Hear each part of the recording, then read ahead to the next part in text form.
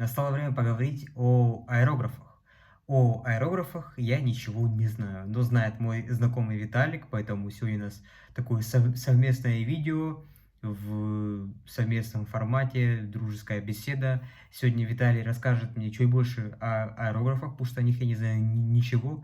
А Виталий ими пользуется уже достаточно давно, но все еще достаточно новичок в покрасе, такой же, как и я. И сегодня просто расскажешь какие-то базовые вещи о аэрографе, которые нужно знать перед его покупкой. Строение, состав, вот, все в таком формате сегодня расскажет Виталий, поэтому усаживайтесь поудобнее и приятного просмотра. Ну, начну с того, что я не являюсь профессиональным пользователем аэрографа. Я тоже, как и многие другие моделисты, покупал свой первый аэрограф в небольшом модельном магазине, и тем более это был неизвестный всем джаз, а просто какой-то перепак джаза Битшеда, я точно производителя не помню. Выглядит он вот так вот. Надеюсь, камера отображает. Да, все видно. Отлично. Могу сказать так, что аэрограф для каждого моделиста – это очень важный инструмент, который обязательно пригодится ему в будущем. Ну, немного объясню, что такое аэрограф. Аэрограф – это пневматический инструмент моделиста, который использует сжатый воздух, который помогает ему распылять краску на поверхность. Поверхность может быть любая, но главное правило – она должна быть обезжиренной, потому что иначе краска может плохо лечь. На самом деле история аэрографа очень интересна. Некоторые считают, что аэрограф появился где-то недавно, в прошлом веке там, или в 19 веке. На самом деле аэрография появилась далеко не в прошлом веке, она появилась еще в Средневековье, даже не в Средневековье, а до нашей эры, так как некоторые наскальные рисунки древних людей были сделаны за счет того, что они через полую кость выдували разведенную в воде глину, которая была красного там цвета или других каких-то цветов, и таким образом делали различные наскальные рисунки. Только вот уже в 19 веке появились первые аэрографы подобие такого, но они были немного другими. Дело в том, что вначале появился аэрограф первого действия, то бишь происходит работа аэрографа происходит только при помощи подачи воздуха, и только в подаче воздуха выдувается краска. А далее, спустя определенное количество времени, появился аэрограф двойного действия, то есть который может выдавать как краску, так и воздух в разное время. Аэрография пришла в Россию в 20 веке, где-то в 20-е годы, когда появляются потихоньку первые места, где обучали аэрографии, ну и первые заводы, которые производили аэрографы. Хочу еще показать важное строение аэрографа. Оно базовое, и, как говорится, должен знать каждый моделист, который будет покупать себе аэрограф. В принципе, строение несложное. Сам аэрограф состоит прежде всего из металлического корпуса. В нем располагается механизм, который помогает выдувать краску. Прежде всего, главным механизмом является диффузор, один из главных, точнее. Он защищает сопло. Сопло – это специальный небольшая часть аэрографа, через которая присоединяется игла. Также необходимая часть аэрографа, благодаря которой блокируется и открывается отверстие в сопло, через которое выдувается непосредственно сжатая краска. Краска, которая, точнее, выходит благодаря сжатому воздуху. Диффузор состоит из двух частей. Прежде всего, диффузор имеет крышечку и имеет главный корпус. Они защищают собственно говоря, маленькое вот сопло. Она вот здесь, не знаю, хорошо видно или нет, но она... Ну, пойдет, там видно, да. Тоненькая штучка, да, такая. Тоненькая штучка, да. И при малейшем падении без диффузора аэрограф просто может сломаться, так как сопло, оно очень-очень хрупкое. И бывали такие случаи, когда аэрограф падал, будучи без диффузора, и из-за этого ломал и как само сопло, так гнулась игла. Игла тоже это важная часть аэрографа.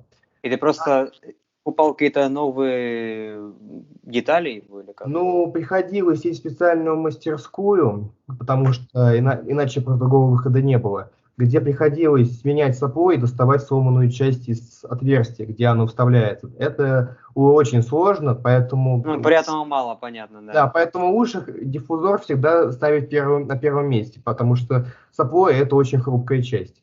Далее у нас идет, понятное дело, бачок. Бачок – это, понятное дело, место... Куда заливается краска. Заливается краска, да, причем разведенная, не просто из бачка сразу, а разведенная, но мы это поговорим чуть-чуть попозже. Далее, не менее важная часть аэрографа – это специальный рычажок. Рычажок, он как бы является контроллером, то есть он запускает сжатый воздух, который в дальнейшем, который поднимается за счет воздушного клапана. Воздушный же клапан, он работает благодаря тому, что он соединяется с компрессором благодаря специальному шлангу. Сейчас я вам продемонстрирую, как он работает. Для этого я ненадолго уберу аэрограф и покажу вам, благодаря чему работает аэрограф. Посмотрите, это специальный важный инструмент, без которого аэрограф не сможет работать. Так называемый компрессор. Для аэрографа это как сердце, потому что без него аэрограф просто бесполезен, так как именно он подает сжатый воздух. Здесь есть специальный шланг, специальное отверстие для шланга, оно сделано специальной резьбой. Сюда можно подключить шланг, а шланг включить к аэрографу, и так начинается работа. А тут небольшое маленькое, так, сейчас, я надеюсь, видно. Здесь есть небольшое колесико, которое показывает количество давления, которое подходит для аэрографа. Чем больше давления, тем, собственно говоря, и струя краски, она больше. Чем меньше, тем, понятное дело, меньше. Сейчас я быстро подключу аэрограф к шлангу, и я вам покажу, как он работает. Он от чего? От розетки или от чего работает? Я просто не в теме. На самом деле компрессор работает за счет розеточного питания.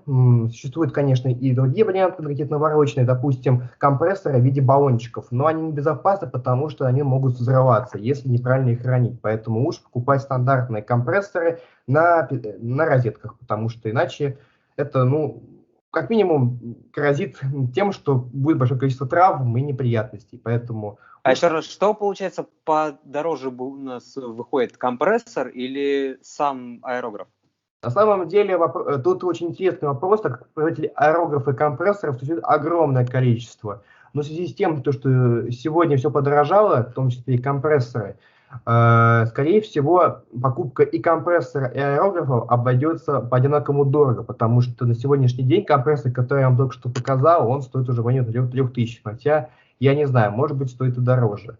Аэрограф стоит же чуть подешевле, если покупать от российских производителей, такие как Джаз или то же самое Битшеда, хотя Битшеда пока не знаю. Может быть, и это производитель уже его и нет, хотя погуглить стоит. Поэтому, в принципе... Это русский производитель, который производит аэрограф как-то наравне с Джазом и вот подобными брендами. Да, хотя Джазом и Битшеда ничего не ограничивается, существует огромное количество и других производителей, такие как Катана, это, если я не ошибаюсь, японские аэрографы, но они очень дорогие, там, я помню, аэрограф был за 8000, так что тут уже решает каждый как... По-моему, Джаз собрать что-то около того стоит, или ты имеешь в виду без компрессора сам аэрограф? Без компрессора, а сам аэрограф стоит 8000. Это от Катана. То есть я не помню точно, японский ли это или китайский производитель, но все же. То есть аэрограф бывают как дорогими, так и дешевыми. Но все-таки лучше купить себе достаточно дорогой аэрограф, потому что мой стоил все-таки... Качество. Да, качество, потому что и он долго служит. Хотя я покупал от Битшеда аэрограф за 3000, я помню, но он мне уже служит 5 лет и не ломается. Потому что главное его правильно чистить, потому что... Да, правильный уход и держать его в чистоте, в порядке. В принципе, любой инструмент может прослужить вам достаточно долго. Но экономить именно вот на хобби, это, опять же, такое себе, потому что твое удовольствие, твое удобство, твой комфорт, поэтому... Да. Так вот, мы пришли к тому моменту, когда я включаю компрессор и показываю вам работу аэрографа. Как вы уже, наверное, слышали, я включил компрессор, и вот я начинаю включать аэрограф. Так, как мы видим, звук идет, следовательно, работает аэрограф. По шлангу сжатый воздух благодаря воздушному клапану поднимается в аэрограф. Я регулирую подачу воздуха благодаря рычагу, и воздух выходит наружу. Тем самым, таким образом, выходит краска.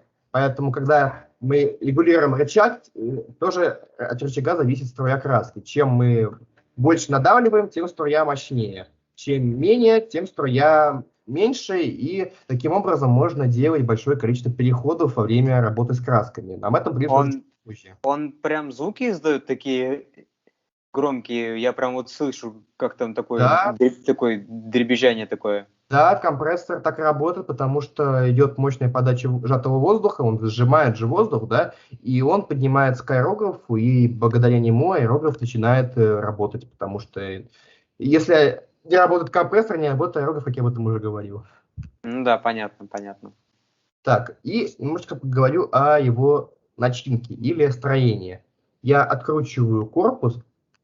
Так, да, немножечко он у меня застарел за эти годы, потому что, сами понимаете, смазку, я давно его не смазывал, потому что, да, и аэрограф необходимо смазывать иногда, потому что некоторые детали способны портиться и плохо работать. Так вот, я снял заднюю часть корпуса, и можно увидеть, это непосредственно сама игла, я постараюсь показать ее сейчас в полном виде. Это специальный держатель иглы, который регулирует иглу и просто ее держит в определенном положении, чтобы она не скакала по всему аэрографу, а также помогает настраивать струю краски, которая выходит из бачка. Так. Это связано с рычажком тем или как? Это связано с рычажком, потому что как раз благодаря, точнее даже не связано, этот держатель иглы, он как бы позволяет игле контролировать положение краски, потому что игла, она отвечает за выход из сопла, и он помогает как бы удерживать иглу, чтобы та, допустим, двигалась с точными движениями, а не так, будто она закрывается и закрывается. Не точнее закрывает и открывает отверстие сопла. Так как бы сказать, можно сказать, что это как бы удерживатель иглы. Сейчас я покажу. И вытаскиваю саму иглу. Повторюсь, без смазки аэрограф тоже бывает плохо себя ведет, так что и главное правильно чистить иглу, потому что она может засохнуть в аэрографе, и ее очень будет тяжело вытащить. Так, Это с краской связано или как? это бывает с краской связано, скорее всего, потому что из-за неправильного его разложения. Так, плохо видно, но я вам постараюсь показать. Так, вот она, это непосредственно эта игла. Достаточно длинный, я представлял себе покороче. Нет, игла длиннее, потому что она по длине самого аэрографа. Мгм. Далее я могу показать, далее идет специальные устройства, которые помогают удерживать эту иглу и регулировать подачу краски. Они слишком сложны по строению, потому что далее там идет пружина, которая также отвечает за важную роль регулирования специального триггера.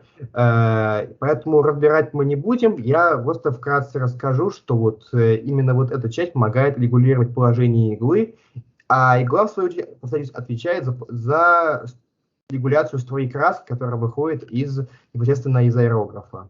Тут только на этапе монтажа я понял, что мы не сняли концовочку с Виталиком. Ну, ничего страшного. Ее сниму я, ребят. Ставьте лайк, если вам понравился формат. Пишите в комментариях, как вам вообще такой формат видосов, коллаборации с другими там моделистами, начинающими и не очень, быть может, в ближайшее время какие-то планы будут по совместным видосам, съемкам. Пишите, как вам вообще в целом видос. Быть может, да, мы не показали, как конкретно там пользоваться аэрографом, а так только строение и какие-то базовые вещи рассказали, но я думаю, это не последнее видео о аэрографах на этом канале, поэтому все еще впереди, поэтому пишите, чего вам не хватило, как вам форматик, и ставьте лайки, ребят, подписывайтесь. Всем пока-пока.